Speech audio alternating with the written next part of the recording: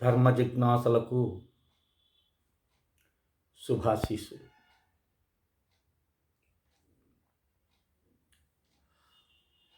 ఋషి యజ్ఞంలో భాగంగా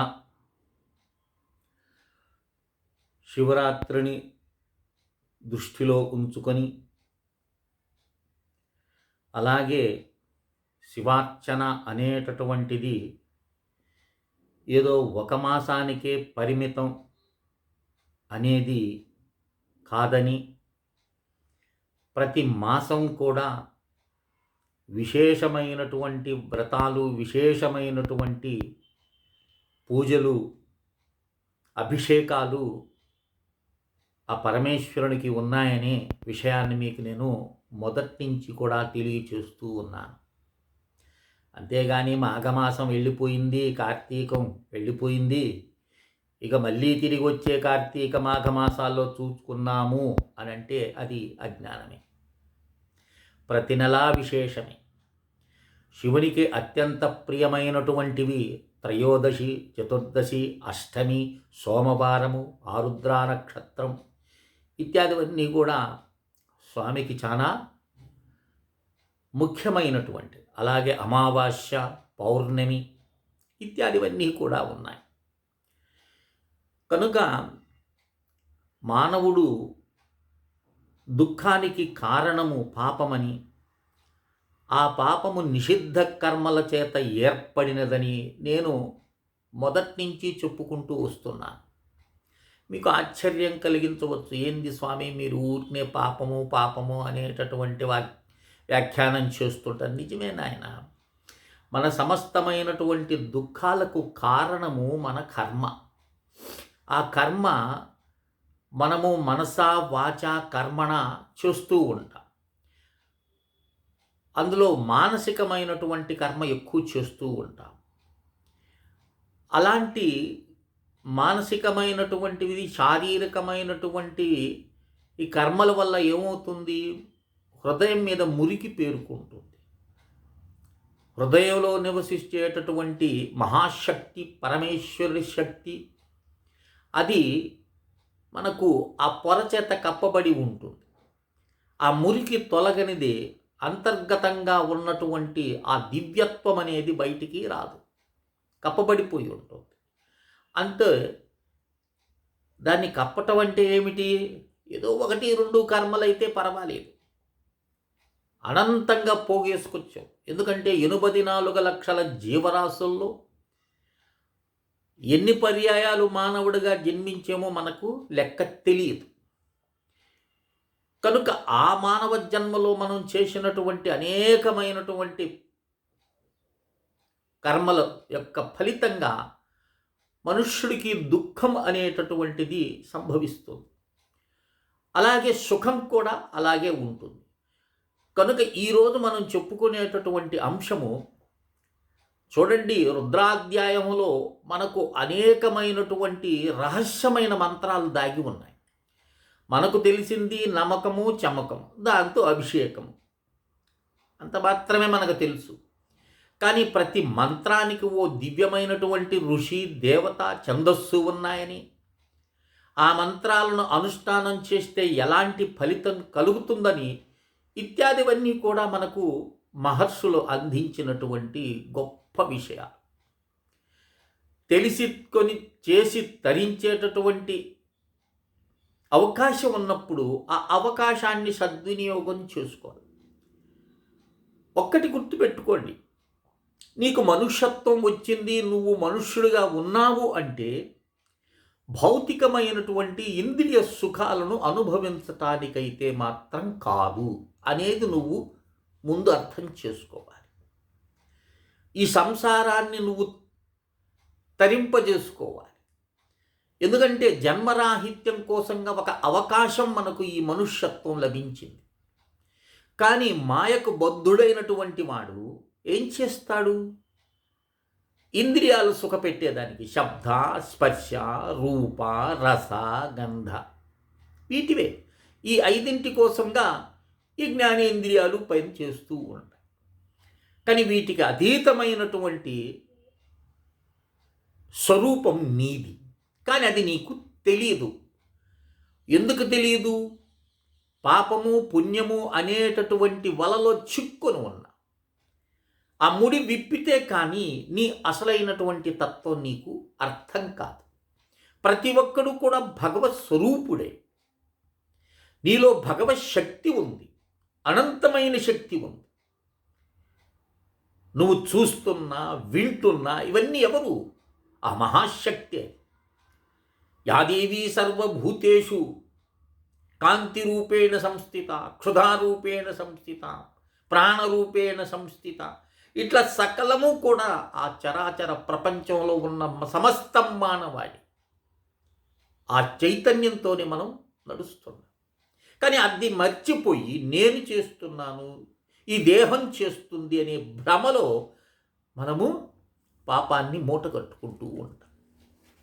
కనుక నువ్వు చేసినటువంటి ఆ అనేకమైనటువంటి పాపపు రాశిని భగ్నం చేసి భస్మం చేసేటటువంటి ఒకానొక శక్తి రుద్రమంత్రాల్లో మనకు కనిపిస్తుంది. పూర్వం వీడియోలో నేను ఒక మంత్రాన్ని చెప్పినాను. దారిద్ర్య నిర్మూలన కోసంగా ఒకటి చెప్పినాను. అలాగే మనసులో ఉన్నటువంటి కోరికలను నెరవేర్చుకునేదానికి ఓ మంత్రం చెప్పినాను. ఈరోజు మీకు అత్యంత సులభమైనటువంటి, ఇది పెద్ద కష్టసాధ్యమేం కాదు, ఇది అనుష్ఠానం చేసినట్లయితే నీ జన్మ ధన్యమవుతుంది. మొట్టమొదటిగా నేను చెప్పే కదా మంత్రానికి ఋషి ఉంటాడని. ఆ ఋషి ఇక్కడ కశ్యప ఋషి. మమ సమస్త దురితక్షయ ద్వారా అంటాం మనం ఏ పూజకి వెళ్ళినా కూడా. సంకల్పంలో వచ్చే మాట ఇదే. నా దురితం అంటే మురికి పాపము తొలగేదాని కోసంగా, పరమేశ్వరుని అనుగ్రహం కోసంగా, పరమేశ్వరుడి ప్రీతి కోసంగా నే ఈ పూజను చేస్తున్నాను అనే కదా మన సంకల్పం చెప్పే. ఆ దురితం తొలగేదాని కోసంగా, హే పరమాత్మ, హే మహేశ్వర, నా పాపం తొలగేదాని కోసంగా ఈ మంత్రానుష్ఠానం, ఈ మంత్ర జపం చేస్తున్నానని మనసులో భావన చేసుకొని కశ్యప ఋషి ఇలా పెట్టి బ్రహ్మచంద్రుడిగా కశ్యప ఋషి అనుష్టప్చంద. చంద అన్నప్పుడు ముక్కును పట్టుకోవటం. అలాగే రుద్రో దేవత, రుద్రో దేవత అన్నప్పుడు హృదయాన్ని అలా స్పృశించాలి. ఇక మంత్రం చూడండి, రాసుకోండి. లేదా రుద్రాధ్యాయం పుస్తకం అంటే దాంట్లో ప్రథమాధ్యాయంలో వచ్చేటటువంటి మొట్టమొదటి శ్లోకం అది మంత్రమని. ఈ మంత్రాన్ని నువ్వు గుళ్ళో చేస్తావో లేదా స్వగృహంలోనే దక్షిణామూర్తి యొక్క ఫోటో కానీ ఆయనకి సమీపంలో కూర్చొని, లేదా దక్షిణామూర్తి ఆలయాల్లో ఉండేటప్పుడు శివాలయంలో ఉంటాడు దక్షిణ దిశలో, ఆయన దగ్గరైనా కూర్చొని కానీ, లేదా ఇంట్లో అయినా సరే దక్షిణామూర్తి పటానికి ఎదురుగా కూర్చొని ఈ మంత్రాన్ని జపం చేయాలి. ఎలా చేయాలి అనేది ఇక్కడ నేను సంఖ్య చెప్తానికి. ఇది 11,000 సార్లు జపం చేయాలి. ఈ 11,000 సార్లు జపం నువ్వు 10 రోజుల్లో చేస్తావో నెల రోజుల్లో చేస్తావో అనేది నీ యొక్క శక్తి భక్తి. లేదా ఒక 40 రోజులు మండలం అంటారు చూడండి, శివమాలేసుకొని తిరుగుతుంటారు.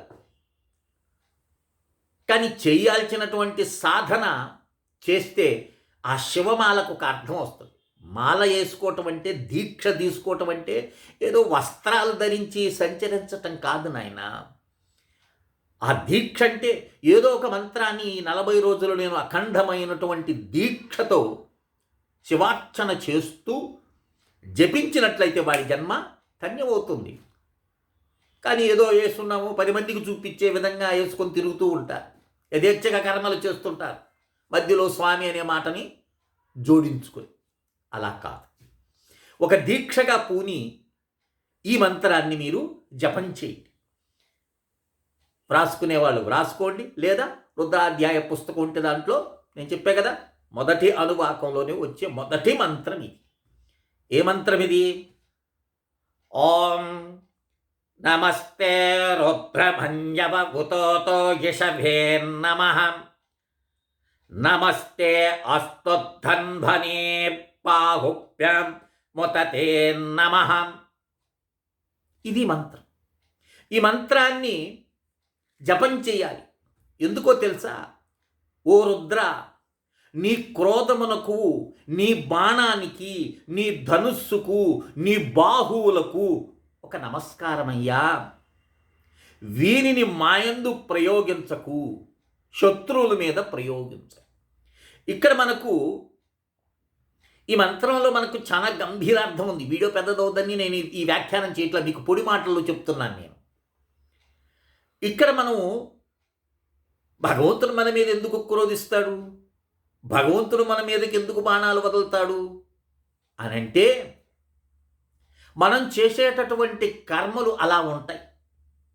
మనం చేసే కర్మలు అలా ఉంటాయి. మన కర్మే మనకి ఇలాంటి వేధింపులు గురి చేస్తుంది. కనుక సత్కర్మలు నా ద్వారా చేపించి ఉన్నావు అనుకో, ఆ బాణప్రయోగం నా మీద ఇంకా చేయాల్సిన అవసరం ఉండదు కదా. అవి మా శత్రువుల మీద ప్రయోగించడు. శత్రువులు ఎవరు? కామ, క్రోధ, మద, మాత్సర్య, ఈర్ష్య, ద్వేష, అసూయ, దంభ, దర్ప, అహంకారాది గుణములనేటటువంటి శత్రువుల చేతనే మనం ఎక్కువగా పీడింపబడతాం.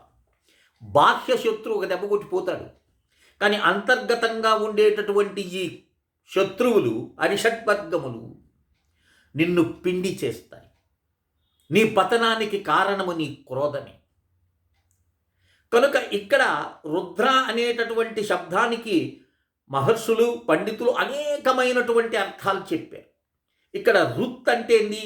సంసార దుఃఖాన్ని పూర్తిగా నశింపజేసేటటువంటి వాడు. సంసార దుఃఖం అంటే ఏముంటుంది? పుట్టిన నుండి గిట్టేంత వరకు జరిగే ఈ జీవన యాత్ర ఏదైతే ఉందో, ఈ సంసారం అనే యాత్రని, దీన్ని పోగొట్టేటటువంటి వాడు, తొలగించేటటువంటి వాడు, ఇక మళ్ళీ వాడికి జన్మ లేకుండా చేసేటటువంటి వాడు రుత్ అని అంటారు.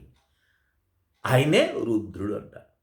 అలాగే చెప్తాను, రుతింవేద రూప శబ్దం బ్రహ్మణి కల్పాదో రాతి అని మరొక అర్థం చెప్తారు. అంటే వేదరూపమైనటువంటి శబ్దాన్ని కల్పం ప్రారంభంలో బ్రహ్మకు ఉపదేశించినటువంటి వాడు రుద్రుడు అనే ఒక అర్థం ఉంది. ఇట్లా ఈ మంత్రాన్ని కశ్యప ఋషి, అనుష్టప్ ఛందస్సు, అలాగే రుద్రో దేవత అన్న. ఈ మంత్రాన్ని చక్కగా స్నానం చేసుకొని ఉదయం కానీ, ప్రదోష సమయంలో కానీ, ప్రాతకాలం కానీ, మధ్యాహ్నం కానీ, సంగమ కాలంలో కానీ, ఏ కాలమైనా శివుడికి సంబంధించిన, లేదా తురీయ కాలమని అంటే రాత్రి కాలం, ఆ సమయాల్లో నువ్వు చక్కగా పద్మాసనం వేసుకొని దర్భాసనం మీద కూర్చొని ఆచమనం చేసి ఈ మంత్రాన్ని యథేచ్ఛగా జపం చేయటం. 11,000 జపం చేయటం. రోజుకు 1,000 చేసినా 11 రోజులు అయిపోతుంది కదా. 11 రోజులు 11,000. దాన్ని ఒక రుద్రాక్షమాల తీసుకొని చక్కగా జపం ప్రారంభం చేయండి. ఆ జపం ఎలా చేయాలి? ఓం నమస్తే రుద్రమన్యబుతో దైషవే నమః. నమస్తే గస్త్వధన్వనే బాహుభ్యాం ముతతే నమః. నమస్తే రుద్రమన్యబుతో దైషవే నమః. నమస్తే గస్త్వధన్వనే బాహుభ్యాం ముతతే నమః. నమస్తే రుద్రమన్యబుతో దైషవే నమః. నమస్తే అస్త్వధన్వనే బాహుభ్యాం ముతతే నమః. నమస్తే అస్త్వధన్వనే బాహుభ్యాం ముతతే నమః. నమస్తే రుద్రమన్యబుతో దైషవే నమః. నమస్తే గస్త్వధన్వనే బాహుభ్యాం ముతతే నమః. ఇలా మంత్రం జపం చేయండి.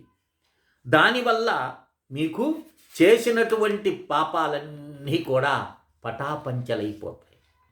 ఈ 11,000 చేశారనుకో, నీకు 7 జన్మల్లో చేసిన పాపం పోతుంది. చేయలేరా? 1,00,000 జపం చేసామనుకో, 7 జన్మల్లో చేసినటువంటి పాపం పోతుంది. అలాంటి ఉత్కృష్టమైనటువంటి జపము నిన్ను తరింపజేయటానికి సాక్షాత్తు వేద ఋషులు, వేదమాత ఇది ఒక గొప్ప అవకాశం మానవుడికి ఇచ్చింది. అర్థమవుతుందే? కనుక ఈ యొక్క మంత్రం కావాలి అనుకున్నాను. అయ్యా మా దగ్గర రుద్రం లేదు, మాకెక్కడో అర్థం కాలేదనే వాళ్ళు నాకు వాట్సాప్లో మెసేజ్ పెట్టండి. పాప నిర్మూలన కోసంగా చెప్పే మంత్రాన్ని మాకు టైప్ చేసి పంపిండి అని నేను చెప్తున్నాను. కానీ ఈ మధ్య ఎవరు అడగటంలా. ఎందుకంటే చెప్పిన విషయం వెంటనే గూగుల్కి వెళ్ళిపోతున్నారు.